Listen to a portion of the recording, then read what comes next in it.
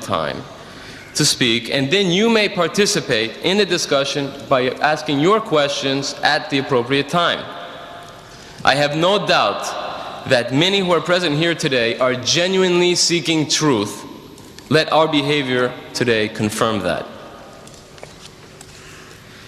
It is my great privilege and honor to introduce a world-renowned Muslim scholar of the Christian Bible and comparative religions, director of the Islamic Propagation Center International in Durban, South Africa, the author of dozens of books, a great lecturer and debater who has debated with Jimmy Swaggart, the United States evangelist, Professor Clark, Dr. Robert Douglas of the Zwimmer Institute, and so on and so on. His credentials are too numerous to list here.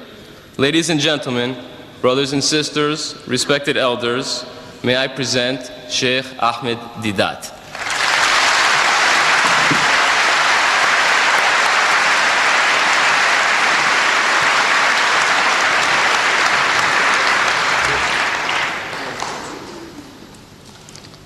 أعوذ بالله من الشيطان الرجيم بسم الله الرحمن الرحيم وإن عاقبتم فعاقبوا بمثل ما عوقبتم به ولئن صبرتم لهو خير للصابرين صدق الله مولانا العظيم.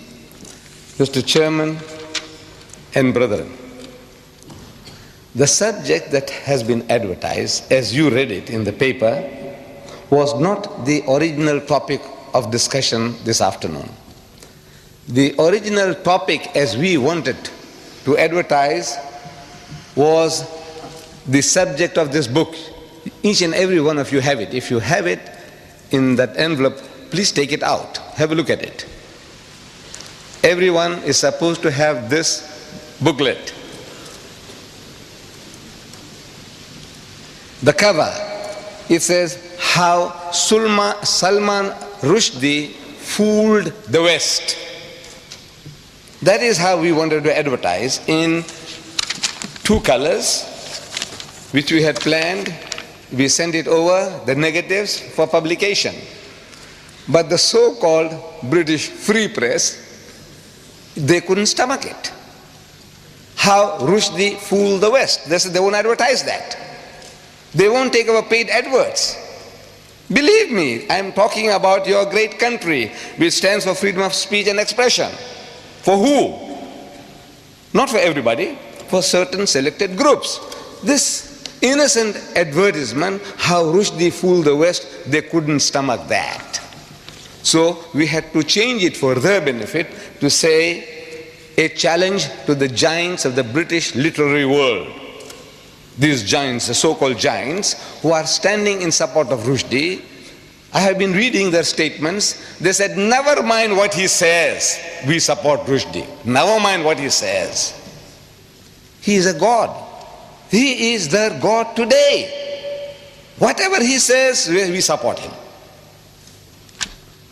How can you deal with people like that? You say, come forward. Now I want to educate you. I want you to know what he says, because you haven't really read the book. That is why you talk like that. An amazing thing, I'm telling you now, really speaking, nobody has really read the book, Muslims and non-Muslims. Because I'm meeting your people in this country, journalists, and I'm asking them, they're asking us, I'm asking them, have you read the book? Most of them say no. They are honest. But some of them, they said, yes, we have. So I asked them, what have you read? What have you read? He said, well, it's a very, very difficult book to read. I said, yes. So many people say that. What did you read? I will come to that. I will come to that in time.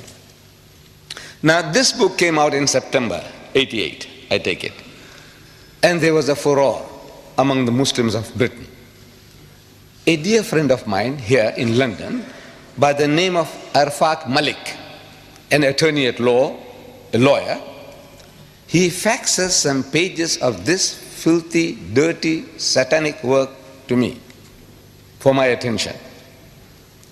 And naturally, Any Muslim, any decent person on reading what those pages contain would be infuriated, and I was infuriated. What to do? We said this book should be banned. So we made an approach to the director of publications, the censorship board in South Africa, and showed him a few selected pages. And it did the job. It did the job. In a country where we are less than 2%, we have no vote, no voice. One white man can buy the whole lot of us out, lock, stock and barrel. One white man. That's what we are worth. And yet we were able to perform a miracle. We beat most Muslim countries to the draw, except for India was the first. I feel that there'll be hardly anybody who can contradict me that we were the second nation in the world to have the book banned. South Africa, the land of apartheid, the polecat of the world, did it. How was it done?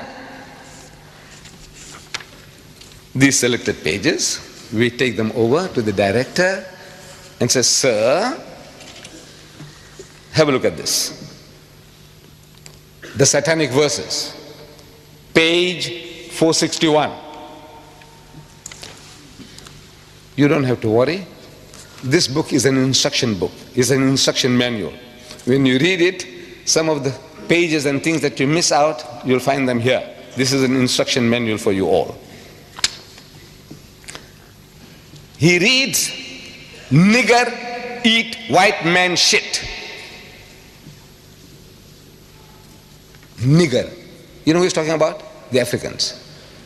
He eat white man shit. You know this word shit. It was so difficult for me to use here, in this very hall. There was a debate and I wanted to use this word, and I skirted around and around, beating around the bush, and I couldn't come to it. I couldn't say the word shit. But now I have to say shit because I have to quote him. I said, now you know human dung, you know cow dung. What the hell? Therefore you were warned. You were warned. This is, look, please, if you are hypersensitive, don't come.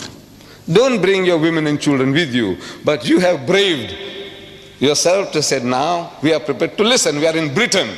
You know, these words that I'm uttering here, I can't utter in my own country because the book is banned. I can't quote the fellow. In my own country, I can't publish this book. This tape that you will see, in case that you want to purchase this tape, videotape of this meeting, you will be able to purchase it and enjoy it at home if you want to. Put your children one side. Put them to sleep when you see this. But in my country, I can't do anything. I can't touch the tape. I can't touch the book. This is your privilege. You see, you have that freedom of speech and expression. I say, well, you enjoy. So nigger eat white man shit. So the censor reacts. He says, this is racist. He is a racist himself, but he said, this is rank racism. You know, how will the Africans react to this? This book is telling them that they enjoy eating white man shit. Because he has an afterthought, who? Satanic Salman. And on page 529 he says, black shit is bad. So for this brown Britisher, white shit is good, acceptable, but not black shit. Our censor says, look, this should be banned. We say boss, you say boss, we say boss. That's his language. You say boss, this is your privilege.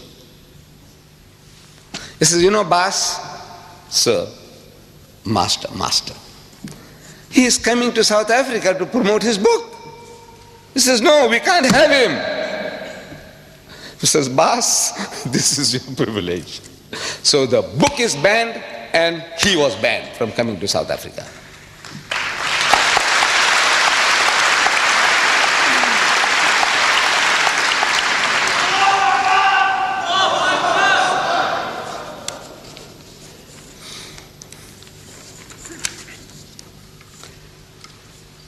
We could have done the same thing here. You see, but we didn't really read the book. It's an amazing thing. Nobody really reads it. You see, we get worked up emotionally.